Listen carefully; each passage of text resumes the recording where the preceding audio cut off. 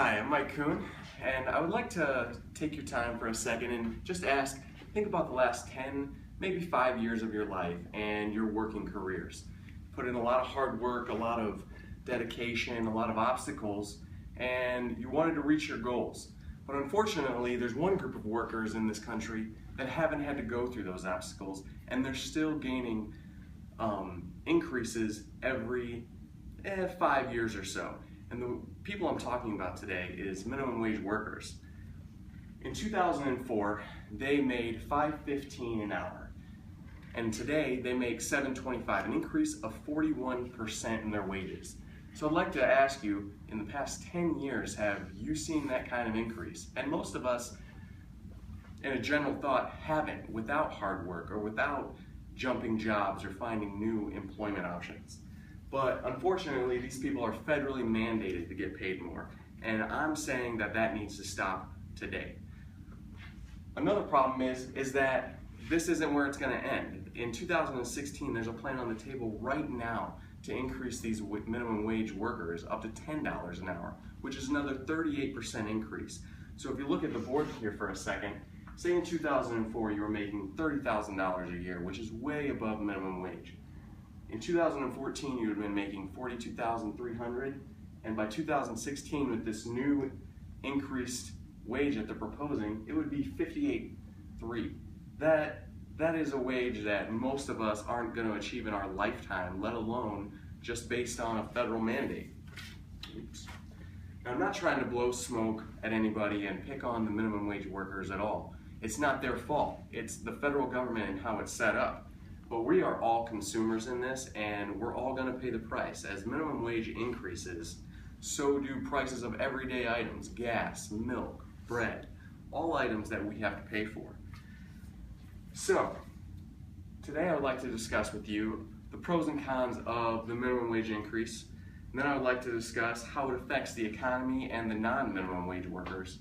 And then ultimately, how can we fight back against this? How can we really take a stand and tell the federal government enough is enough? For the pros and cons of this, supporters are going to tell you that by giving minimum wage workers more money up front, it's going to stimulate the economy. It's going to put more money in, so that way more money comes back into our pockets. More jobs are created.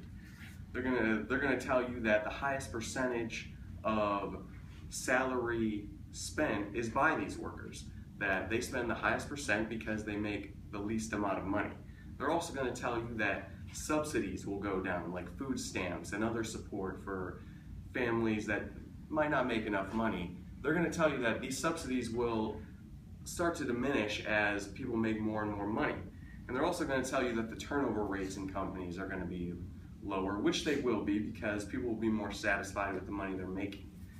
But unfortunately, this is not how economics works. They're using key words to explain to you and how to correlate to you and how to get you to buy it. But unfortunately, like I said, that is not the truth. In 2014, the Economic Policy Institute announced by increasing workers' take-home pay, families gained both financial security and an increased ability to purchase goods and services, thus creating jobs for other Americans. But like I said, this is inaccurate. More money being given to these workers is only going to raise prices on everyday items. So not only will you not be getting more for your money, you're actually going to be getting the exact same. It's just the volume never changes. It's just the price of these items. Then the subsidies will actually go up as newer Americans enter the poverty levels. Say for instance, a worker was making $9 an hour. They were not considered in poverty. If they raise the minimum wage to $10 an hour, which will now bump this member into the minimum wage category, give them a dollar raise, but they will now be considered in the poverty level. And also, the number of jobs will ultimately decrease. As employers have new added expenses, they're going to stop hiring as many people. It's just economics 101. You only have a set budget, and you're only going to spend that amount of money for labor. So you can see that the pros for wage increases don't really outweigh the negatives. We're going to all have to pay more money, subsidies are going to stay the same, and employment will actually go down, the unemployment rate will go up. Don't be fooled by these key words that they're using, like poverty levels or unemployment rates or family household incomes. It's all just a ploy to get you to buy in. Since 1968, as minimum wage has increased, it's been a steady decline of the actual value of the dollar. Using a base year of 1996, today's $7.25 minimum wage is only worth $4.82 on this base year. In 1968, when the minimum wage was $1.60, it was $7.21. Since it reached this peak, it's been on a steady decline each time we've raised it. And you're probably wondering to yourself, how many times has the minimum wage actually gone up in that time frame? 15 times. We've raised it 15 times since 1968. And if we increase it again, what is going to change? What will be the change in what's going on? So it's not just minimum wage going up, but the value of the dollar is going down as we do it. So why do it at all? Inflation's going to take over, and it'll be almost worse off than what we were in before. Higher cost of employees means higher paying jobs will disappear, and there will be wage freezes, and there'll also be just companies closing their door. But who will it hit the hardest? Probably private industries like mom and pop shops, where they rely on these minimum wage workers, where now their $7.25 is now $10, and they can only afford to hire 2, maybe 3, instead of 5 or 6. The Boston Globe, Jeffrey Jacoby, said young workers willing to accept $5 an hour for low-level work to gain valuable experience should be allowed to do so, especially if the alternative is being unable to find a job at all. In addition, Joe Messerly, in 2009, thanks in large part to a higher minimum wage, brought the natural teenage unemployment rate to a record high of over 25%.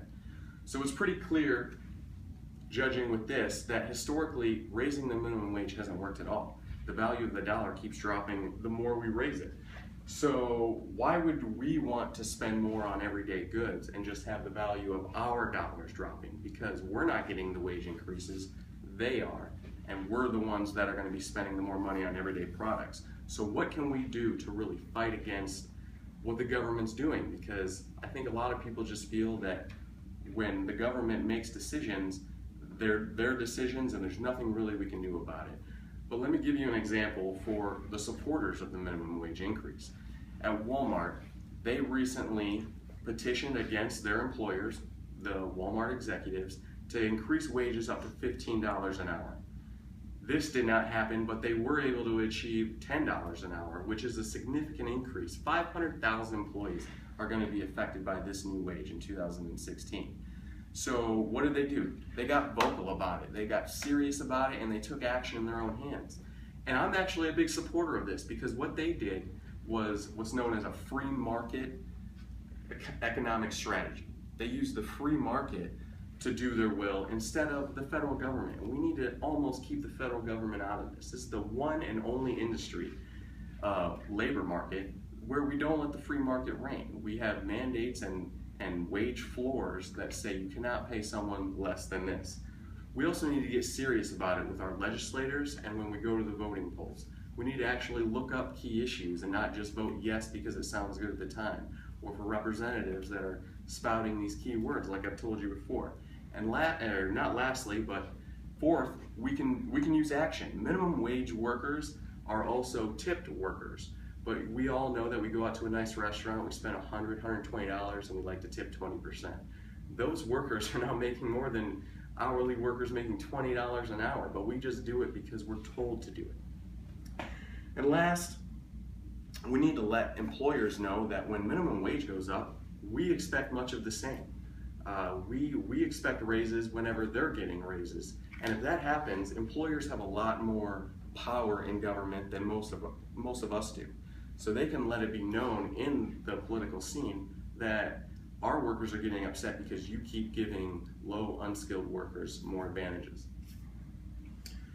So we've talked about the pros and cons today. We've talked about how it can affect the modern families that might not make minimum wage, and we've gone over a few things of what we can do about it. And I'm telling you that we really do need to put our foot down now and stop this before, because where does it end? Where do you see the end game being? If they get the $10 an hour in 2016, In 2020, do they get $20 an hour, $25 an hour? Are we all going to be minimum wage workers at some point in time? I mean, that top 1% has the money protected pretty well, but we need to start standing up and actually taking action for what we believe in. And I'm hoping that all of you will do that for me and with me. Thank you for your time. Appreciate it.